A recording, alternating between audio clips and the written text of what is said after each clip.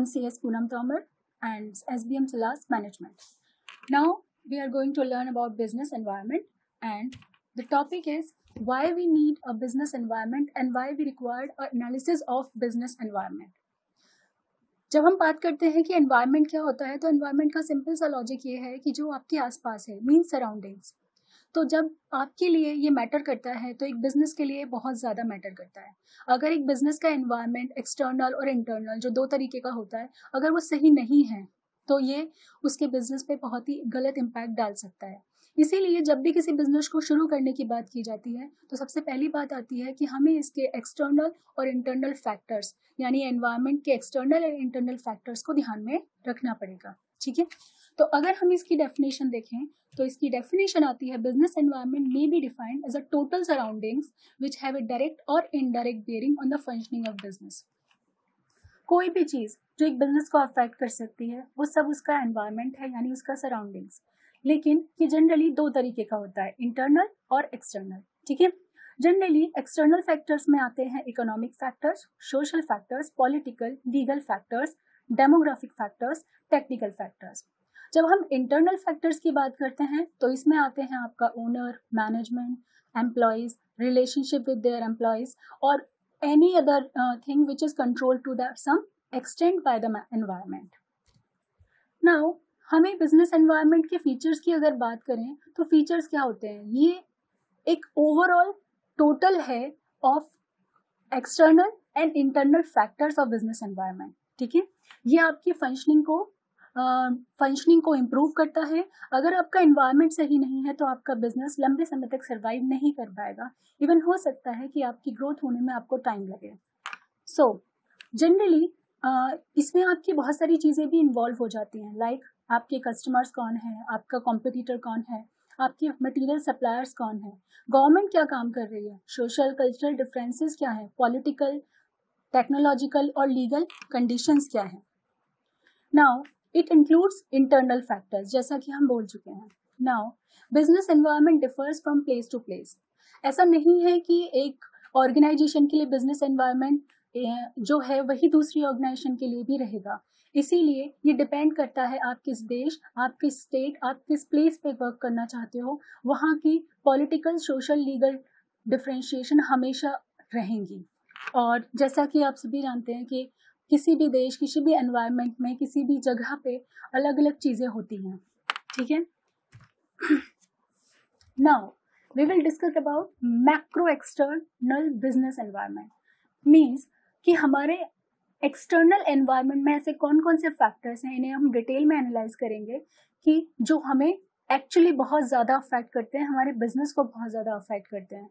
अगर हम बात करें जितनी भी बड़ी बड़ी ऑर्गेनाइजेशंस हैं, वो सारी बड़ी ऑर्गेनाइजेशन इन फैक्टर्स को ध्यान में रख के चलती हैं, इसीलिए वो इतनी ग्रोथ कर पाती हैं।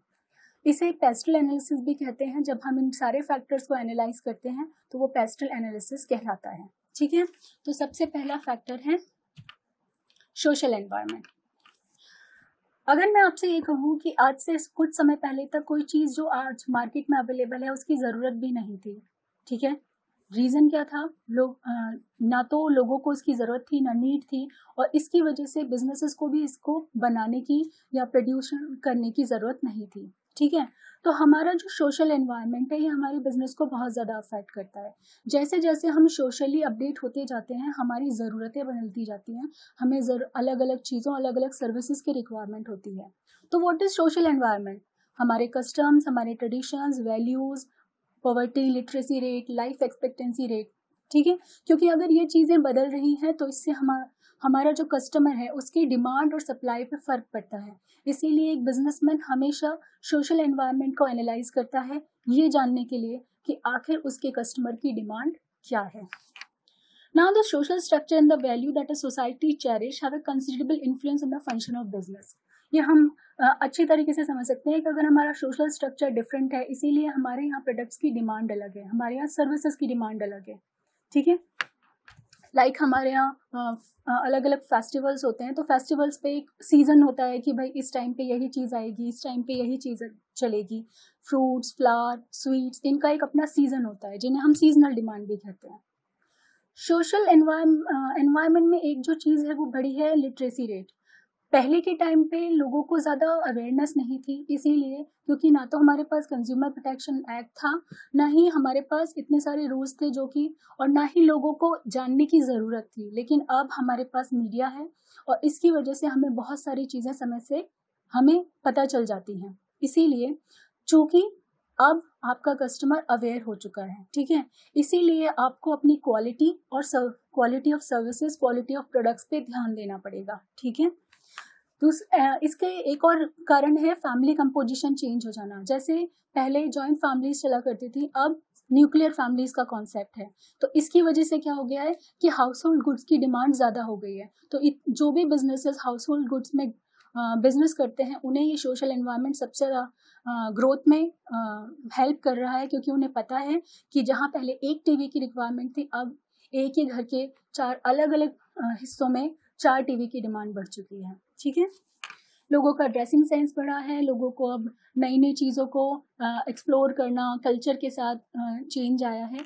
ये सारी चीज़ें वो फैक्टर्स हैं जो एक बिज़नेस को बहुत ज़्यादा अफेक्ट कर रहे हैं। जैसा कि मैंने बताया, जब आप किसी सोसाइटी में रहते हैं तो बिजनेसमैन को ये पता होता है कि मेरे आसपास क्या चल रहा है, तो उसके लिए ये जानना, उसके लिए ये समझना बहुत ज़रूरी है कि उसके आसपास ऐसी क्या चीज़ है जो लोगों को चाहिए पर वो उनके पास अभी नहीं है। इससे वो एनालाइज कर सकता है कि उसके बिजनेस के लिए क्या फ़ायदेमंद हो सकता है।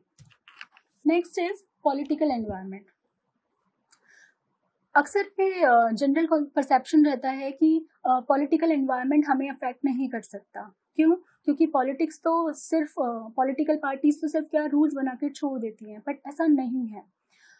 अगर मैं पॉलिटिक्स की बात करूं तो politics business communication, political parties business community के लिए कैसी सोच रखती हैं, उनको कैसे ग्रोथ देना चाहती हैं, उनके लिए सब्सिडीज देती हैं या नहीं, उनकी स्टेबिलिटी कितनी अच्छी है, ये सारी चीज़ें मैटर करती हैं एक बिजनेस ऑर्गेनाइजेशन के लिए। और इसीलिए जब हम पॉलिटिकल एनवायरनमेंट को डिस्कस करते हैं तो हम ये देखते हैं कि हमारी पॉलिटिक्स कितनी स्टेबल है, वो कितनी कॉन्फिडेंट है अपने बिजनेस को लेकर, अपने ऑर्गेनाइजेशंस को लेकर, वो कितनी ग्रोथ चाहती है। क्योंकि एक टाइम था जब हमारा देश कृषि प्रधान देश था, एग्रीकल्चर बेस्ड था, लेकिन आज हम अपने आप को डेवलप कंट्रीज की रेस में आगे ले जाना चाहते हैं, इसीलिए हम लोग अपने बिजनेसेस पे ध्यान दे रहे हैं। तो अब गवर्नमेंट किस पे फोकस कर रही है? गवर्नमेंट बिजनेसेस पे फोकस कर रही है। तो हमें अपने पॉलिटिकल एनवायरनमेंट को समझना पड़ेगा। आप जिस प्लेस पर, जिस जगह पे अपना बिजनेस स्टैब्लिश करना चाहते हो, वहाँ की गवर्नमेंट क्या सोच रखती है, वहाँ सब्सिडीज अवेलेबल हैं या नहीं है, वहाँ पे क्या एक्टिविटी है जो बहुत अच्छे से चल सकती है, जहाँ परमिशन लेना आसान हो जाएगा। ये सारी चीज़ें जब आप डिस्कस करते हैं, जब ये सब एनालाइज करते हैं, तो ये आपके पॉलिटिकल एनवायरनमेंट का हिस्सा है। नाउ जनरली अगर मैं ये बात कहूँ कि हमारे पास फॉरेन से कंपनीज क्यों नहीं आ रही हैं या आती हैं, तो क्यों आती हैं, तो इसका एक बहुत बड़ा रीज़न है पॉलिटिक्स। जब हमारे यहाँ बहुत अच्छी गवर्नमेंट रहेगी, या हमारे स्टेट में या हमारे एरिया में बहुत अच्छी गवर्नमेंट है जो बिजनेस को प्रमोट करती है, तो ये एक ऑर्गेनाइजेशन को अच्छा लगता है और वो आगे बढ़ के उस स्टेट में काम करना चाहती है। क्यों? रीज़न ये है, गुजरात या किसी भी डेवलप्ड स्टेट की बात की जाए तो वहाँ पर सबसे ज़्यादा इसी चीज़ ने मैटर किया कि वहाँ प्रमोट किया जाता है बिजनेस अपॉर्चुनिटीज़ को। तो पॉलिटिकल एनवायरनमेंट अफेक्ट करता है, इसीलिए आप जिस भी जगह बिजनेस करना चाहते हैं वहाँ आपको पता होना चाहिए कि वहाँ का पॉलिटिकल एनवायरनमेंट कैसा है। एक फैक्टर है जो पहले बहुत काम करता था, that was trade union activities. पहले के टाइम पर स्ट्राइक, लॉकआउट ऐसी सिचुएशंस बहुत ज़्यादा हो जाती थी। क्यों? क्योंकि पॉलिटिकल पार्टीज़ के इन्फ्लुएंस में आकर या फिर किसी और के इन्फ्लुएंस में आकर डिस्प्यूट्स वगैरह बहुत ज़्यादा क्रिएट होते थे। एम्प्लॉयर भी जनरली अपने बारे में ज़्यादा सोचता था। लेकिन अब चूंकि सारी चीज़ों के लिए काफ़ी ज़्यादा पॉलिटिकल सपोर्ट मिलता है, और सबसे बड़ी बात यह है कि पॉलिटिक्स भी ऑर्गेनाइजेशन को सपोर्ट करना चाहती है, पॉलिटिकल पार्टी सपोर्ट करना चाहती है, इसीलिए स्ट्राइक्स, लॉकआउट, इन सारी चीज़ों में काफ़ी कम डिस्प्यूट्स देखने को मिलते हैं। Now we will talk about legal environment. Legal environment क्या होता है और ये कैसे मदद करता है बिजनेस को?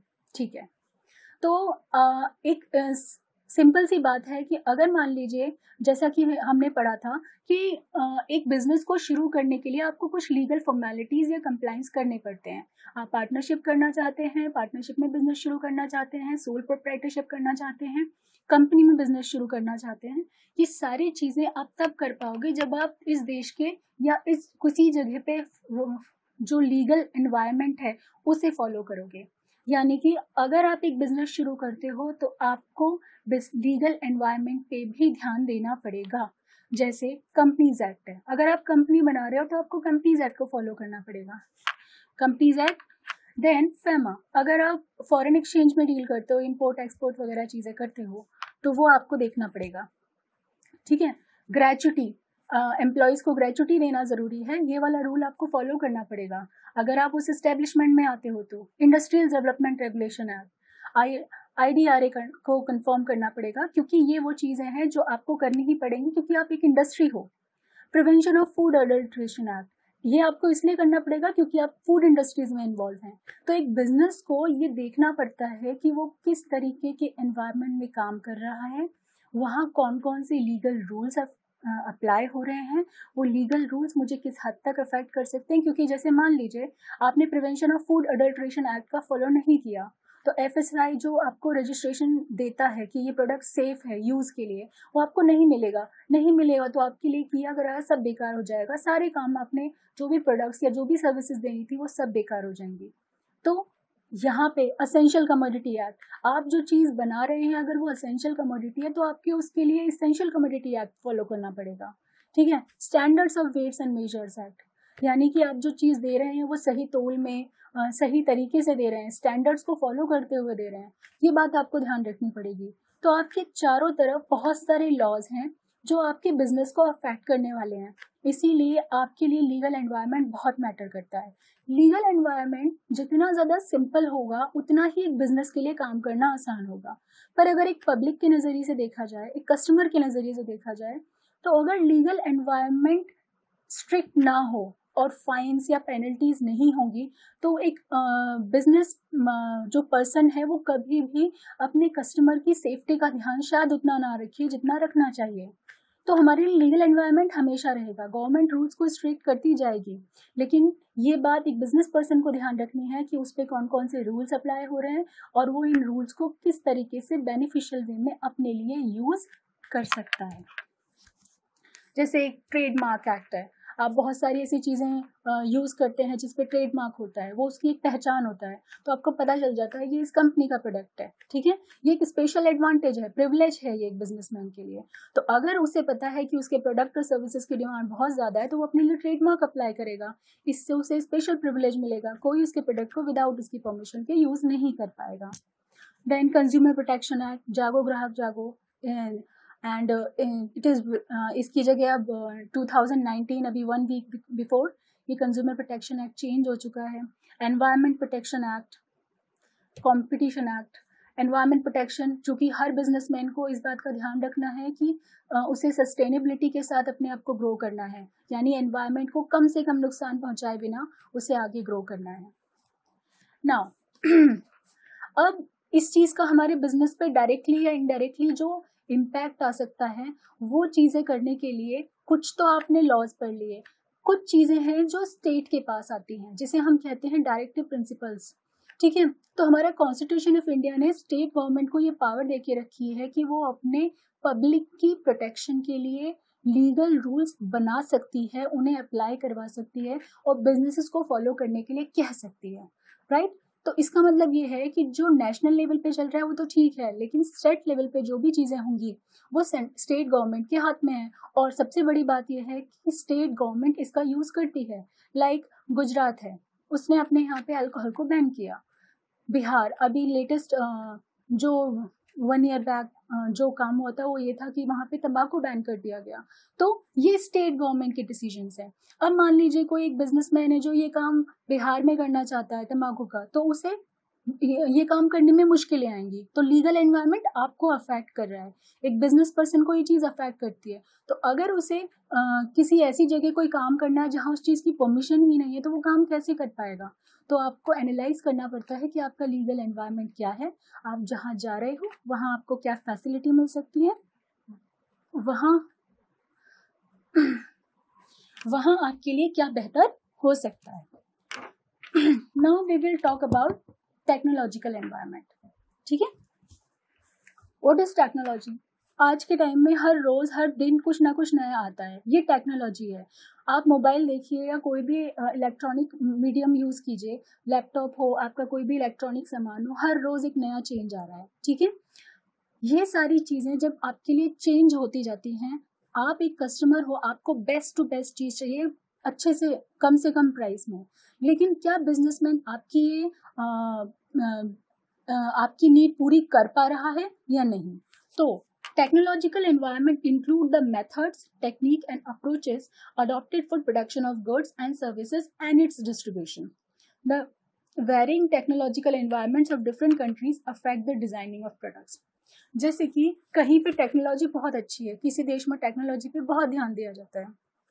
इंडिया की बात करें तो इंडिया अभी अपने आप को टेक्नोलॉजिकली एडवांसमेंट नहीं कह सकता। क्यों? क्योंकि इंडिया के पास टेक्नोलॉजी के लिए अभी ऐसा कोई खास टेक्नोलॉजिकल एनवायरनमेंट नहीं है, ठीक है।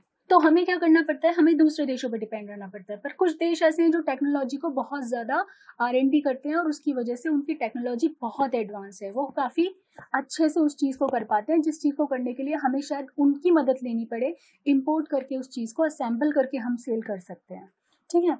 तो जनरली क्या होता है कि अगर टेक्नोलॉजिकल एनवायरनमेंट आपके पास है, आपके पास वो टेक्नोलॉजी है, तो आप किसी चीज़ को बना पाओगे। अगर आपके पास टेक्नोलॉजी है ही नहीं तो आपको इसके लिए किसी पे डिपेंड होना पड़ेगा। तो जनरली ऑर्गेनाइजेशंस या फिर बिजनेसमैन एक ऐसी जगह पसंद करेगा जहां उसे टेक्नोलॉजी मिल जाए।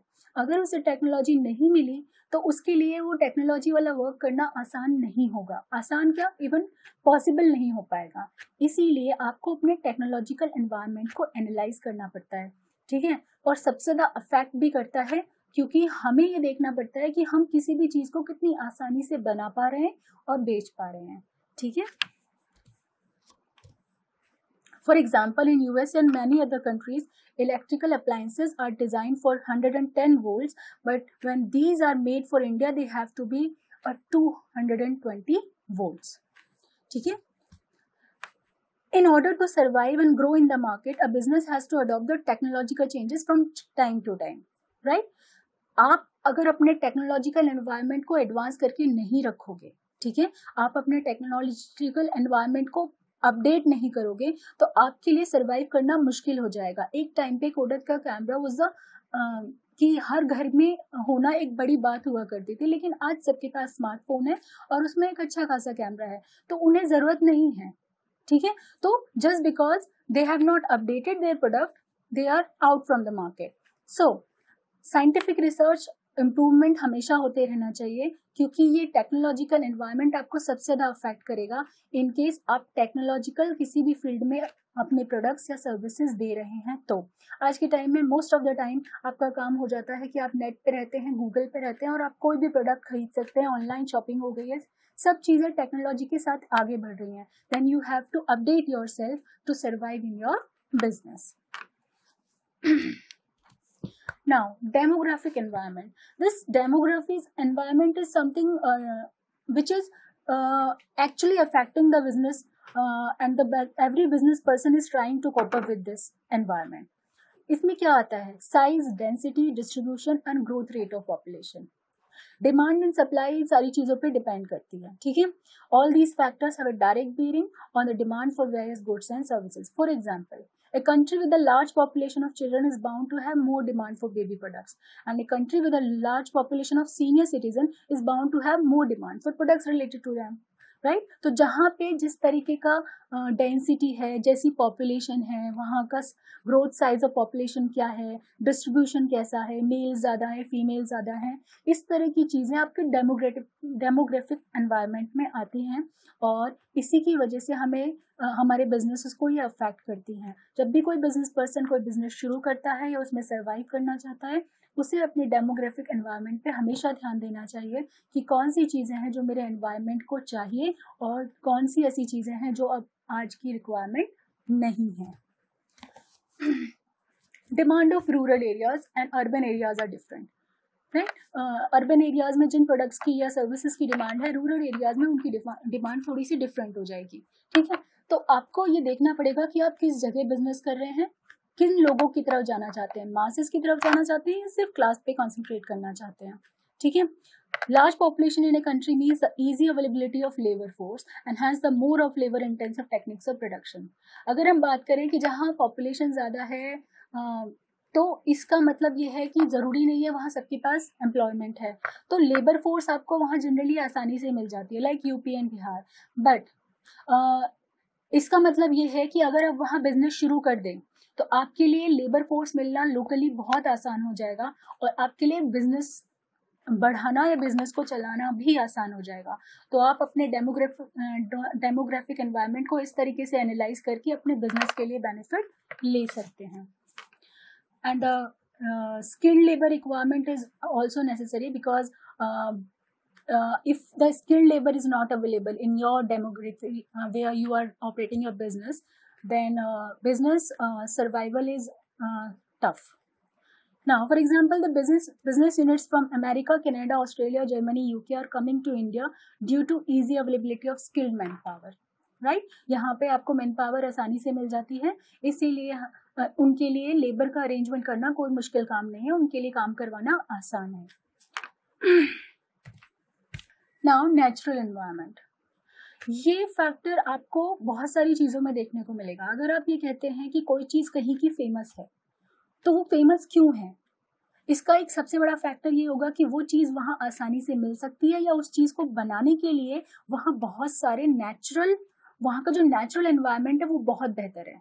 ठीक है, इकोलॉजिकल फैक्टर्स, जैसे कहीं पे पानी बहुत अच्छा है, कहीं पे नेचुरल रिसोर्सेज, कहीं का वेदर बहुत अच्छा है, क्लाइमेटिक लोकेशन बहुत अच्छी है। ठीक है, तो वो चीज़ें अफेक्ट करती हैं बिजनेस को और बिजनेस को इस्टेब्लिश करने में और सर्वाइव करने में हेल्प करती हैं। लाइक अगर मान लीजिए कि किसी जगह पे ये कहा जाए कि आप अक्सर देखेंगे थर्मल पावर प्लांट या फिर न्यूक्लियर पावर प्लांट, ये जनरली किसी रिवर के बेस पर ही बनाए जाते हैं। रीज़न ये है कि उन्हें इस चीज़ की रिक्वायरमेंट है, उन्हें वाटर चाहिए, तो वो किसी रेगिस्तान या किसी ऐसी जगह नहीं बना सकते जहाँ पानी की कमी हो।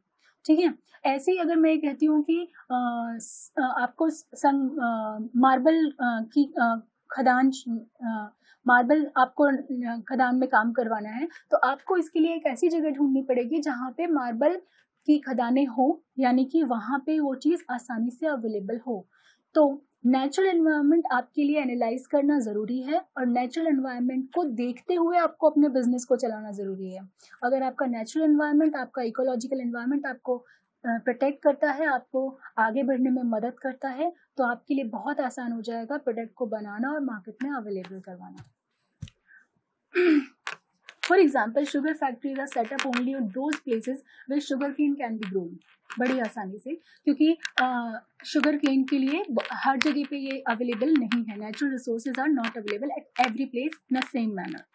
It is always considered better to establish manufacturing unit near the sources of input. सबसे बेस्ट यही होता है कि आप किसी भी प्रोडक्ट को जो बनाना चाहते हैं वो कहाँ पे बनाएं जहाँ उसके लिए आपको नेचुरल रिसोर्सेज बड़ी आसानी से मिल जाएं।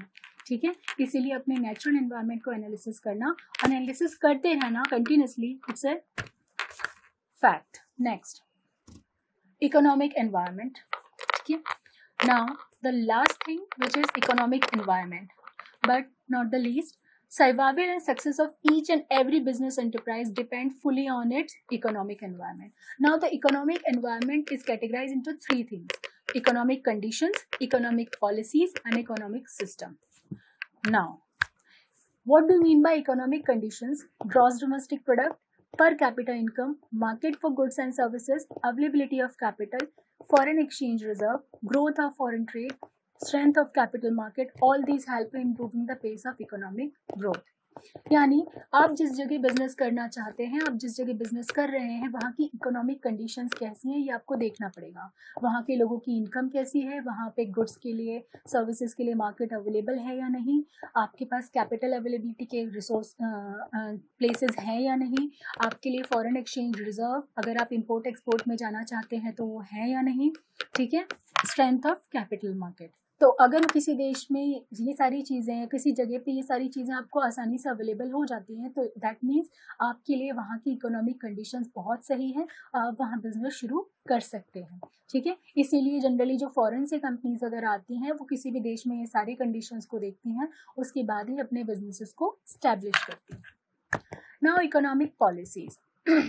These are framed by the government from time to time and include industrial policy, fiscal policy, monetary policy, foreign investment policy, export import policy. इसका मतलब इकोनॉमिक पॉलिसीज किसी जगह की कैसी हैं, किसी देश की कैसी हैं, ये बहुत बड़ा फैक्टर है एक बिजनेसमैन के लिए। अब इकोनॉमिक पॉलिसीज में सबसे जो पहले आती है वो है इंडस्ट्रियल पॉलिसी, यानी कि वहाँ इंडस्ट्रीज को इस्टेब्लिश करने के लिए क्या बेनिफिट दिए जा सकते हैं, आपको क्या बेनिफिट मिल सकते हैं। दूसरा है फिस्कल पॉलिसी, ठीक है, गवर्नमेंट बजट बनाती है, उसके हिसाब से वो जो भी डिटरमाइन करती है कि हम इस सेक्टर को इतना अलॉट करेंगे, इस सेक्टर को इतना अलॉट करेंगे। ये भी एक बहुत बड़ा फैक्टर है कि आपको किस सेक्टर में बिजनेस शुरू करना है और कैसे सर्वाइव करना है। अगर पॉलिसीज में आपके लिए बेहतर अपॉर्चुनिटीज हैं then you can use it. Monetary policy जो आरबीआई बनाती है, repo rate, reverse repo rate, इनसे भी आप अपने बिजनेस में ग्रोथ कर सकते हैं। आपको बस ये देखना पड़ेगा कि आपके लिए फेवरेबल पॉलिसी है या नहीं। फॉरेन इन्वेस्टमेंट पॉलिसी, ठीक है, एंड द एक्सपोर्ट इंपोर्ट। अगर आप एक्सपोर्ट इंपोर्ट में अपना बिजनेस शुरू करना चाहते हैं तो आपके लिए इकोनॉमिक पॉलिसीज को एनालाइज करना भी ज़रूरी है, क्योंकि आपको बताएंगे कि आपके लिए इकोनॉमिक पॉलिसीज बेनिफिशियल है या नहीं है। क्योंकि गवर्नमेंट इनको जनरली चेंज करती रहती है, जैसे आपकी फिस्कल पॉलिसीज और मॉनेटरी पॉलिसी, या आपके year two year, even monetary policy तो आरबीआई कभी भी जब उसे ज़रूरत रहती है वो कर सकती है। इकोनॉमिक सिस्टम, जब third one, the world economy is primarily governed bye 3 type of economic system, capitalist economy, socialist economy and mixed economy. अगर हम इंडिया की बात करें तो हमारी इकोनॉमी मिक्स्ड इकोनॉमी कही जाती है, क्योंकि हमारे यहाँ public sector as well as private sector organizations work करती हैं, ठीक है। और ये एक बेहतर तरीका है उन सारी ऑर्गेनाइजेशंस के लिए वर्क करने का, क्योंकि हमारे देश में मिक्स्ड इकोनॉमी को फॉलो करने की वजह से गवर्नमेंट दोनों ही को प्रेफरेंस देती है और दोनों के लिए पॉलिसीज में कुछ ना कुछ बेनिफिशियल हमेशा रखती है।